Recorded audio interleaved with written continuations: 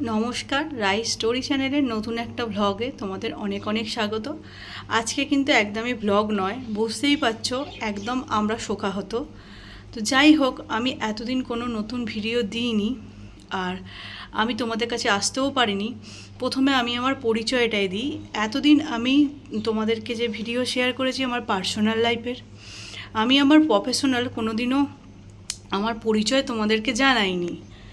আমি একজন ডায়েটিশিয়ান। তো আমি 10 বছর এই প্রফেশনের সঙ্গে যুক্ত। আমি প্রথমে এনার মতোই ইন্টার্নশিপ করেছি একটা হসপিটালে। তো সেখানেও আমার বাড়ি থেকে হসপিটালের দূরত্ব প্রায় 1.5 ঘন্টা। তো সেখানে আমাকে অনেক রাতে বাড়ি ফিরতে হতো। তো যাই হোক, মেয়েরা তো এইরকম সমস্যার সম্মুখীন হতেই হয়, যেখানে রাস্তাঘাটে বিপদ আসলে বা রাস্তাঘাটে কোনো রকম মার্ডার কেস, রেপ কেস হলে গ্যাং সেটা মেনে নেওয়া যায়। একজন অন ডিউটি ডক্টর, তার নিজের হসপিটালে সেফটি নেই। এতদিন ধরে এত জলঘোলা হচ্ছে। 9ই আগস্ট মেয়েটি মারা গেছে। মানে মেয়েটি তো আমার এজেই, তাই ডক্টর মৌমিতা বলেই আমি সম্বোধন করছি। যাই হোক, তো উনি মারা গেছেন 9ই আগস্ট। তারপর থেকে পরের দিন একজনই একমাত্র সঞ্জয় রায়, উনি ধরা পড়েছেন। কারণ ওনার কর্ডটা গলাতে ছিল, মানে ব্লুটুথ কর্ডটা। তো সেটা নিয়েও ভেতরে ঢুকেছিলেন। তারপরে যখন বেরিয়েছেন দেখেছে যে ব্লুটুথ কর্ডটা নেই। পরের দিনই পুলিশ তাদেরকে ধরতে পেরেছেন, কিন্তু এখনও পর্যন্ত তার মুখ থেকে কোনো রকম তথ্য বার করতে পারেনি। তো যাই হোক, পুলিশ তো কোনো তথ্য বার করতে পারলো না। তো এখন সিবিআই তদন্ত করছে। তো যাই হোক, আমরা আমাদের পুলিশ অ্যাডমিনিস্ট্রেশন এবং সিবিআই অফিসারদের ওপর ভরসা রেখে বলছি, আমাদের তো আর ভরসা একদমই নেই, তবুও এখনও পর্যন্ত ভরসা রেখে আশা রেখে বলছি এই তদন্তটার যেন সঠিক একটা বিচার হয়, আমরা যেন জাস্টিস পাই। কারণ আমিও 5টা জায়গায় আমি প্রাইভেট প্র্যাকটিস করি এখন। তো যাই হোক, আমাকেও রাতে বাড়ি ফিরতে হয়। কোনোটা দূরে করি, কোনোটা সামনে করি, কোনোটা সকালের দিকে যাই, কোনোটা রাতের দিকে যাই। তো যখন আমি রাতের দিকে প্রাইভেট প্র্যাকটিস করতে যাই, তো তখন যতক্ষণ আমাদের পেশেন্ট থাকে ততক্ষণই আমি পেশেন্ট দেখে বাড়ি ফিরি। তো যাই হোক, যেটা আমি রাতের দিকে অনেকটা যাই, সেটা আমাদের বাড়ি থেকে বেশি ডিস্টেন্স না। তবুও আমার সব পেশেন্ট দেখতে, বিশেষ করে গরমকালের দিকে পেশেন্ট অনেকটা রাত পর্যন্ত থাকে, সেখানে আমার বাড়ি আসতে 12টা বেজে যায়, পৌনে 12টা বেজে যায়।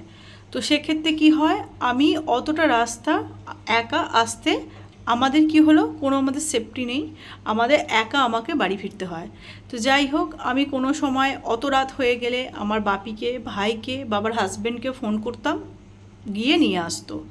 তো যাই হোক, এখানে যে সিচুয়েশানটা তৈরি হয়েছে, আজকে আমিও বিপদে পড়তে পারি। হয়তো কোনো দিন আমার বাবা, ভাই বা আমার হাজব্যান্ড আনতে গেল না, তারা যদি আমাকে টার্গেট করে রেখে দেয় যে উনি এরকম রাত্রি 11:30 12টায় বাড়ি ফেরেন, তো আমার হাজব্যান্ড একা থেকেই বা কী করতে পারে?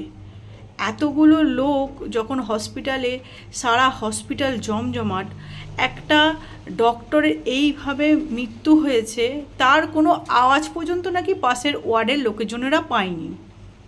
এটা কি আদেও সম্ভব? আমি জানি না। এই ঘটনা থেকে আমার অনেক কোশ্চেন মাথায় আসছে। আমার কেন, অনেক অনেক বুদ্ধিজীবীদের কোশ্চেনই মাথায় আসছে।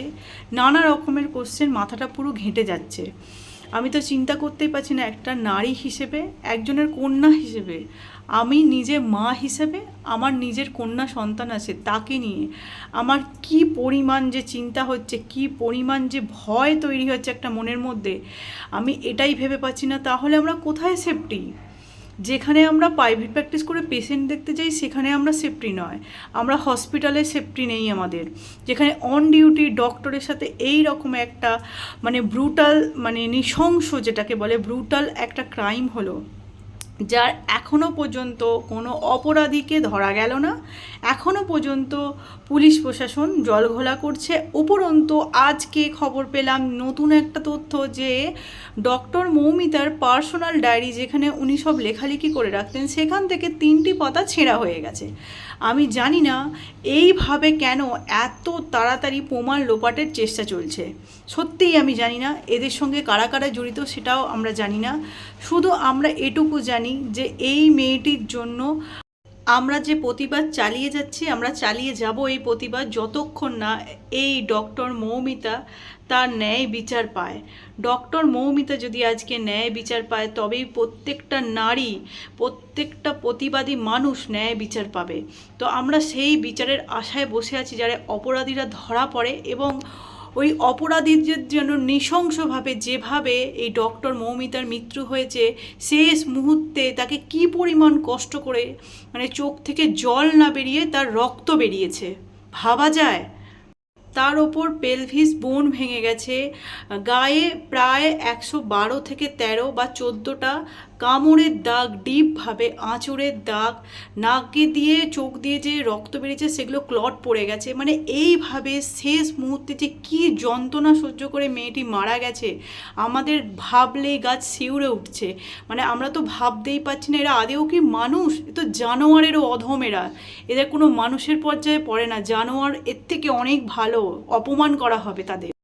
আমি জানি না এরা কি ধরনের মানুষ বা মানুষের পর্যায়ে আদেও পড়ে না, নাকি বিকৃত কোনো মস্তিষ্কের মানুষ, আমি সত্যি জানি না। আর আমি আর ভাবতেও পারছি না। এত দিন ধরে আমরা এত প্রোটেস্ট করে এখনও পর্যন্ত আমরা কোনো ন্যায় বিচার পাইনি। আমি জানি না আদেও আমরা কোনো ন্যায় বিচার পাবো কি না। তবে আমাদের সত্যি এইভাবে আমরা প্রতিবাদ যেন চালিয়ে যেতে পারি, এইভাবে যেন আমরা প্রতিবাদ করতে পারি যতক্ষণ না পর্যন্ত ডক্টর মৌমিতার ন্যায় বিচার পাই। যদি আজকে ডক্টর মৌমিতা কোনো ন্যায় বিচার না পায়, তাহলে ভবিষ্যতে আর কোনো নারী কোনো দিনও এই সব কেসের জন্য ন্যায় বিচার পাবে না।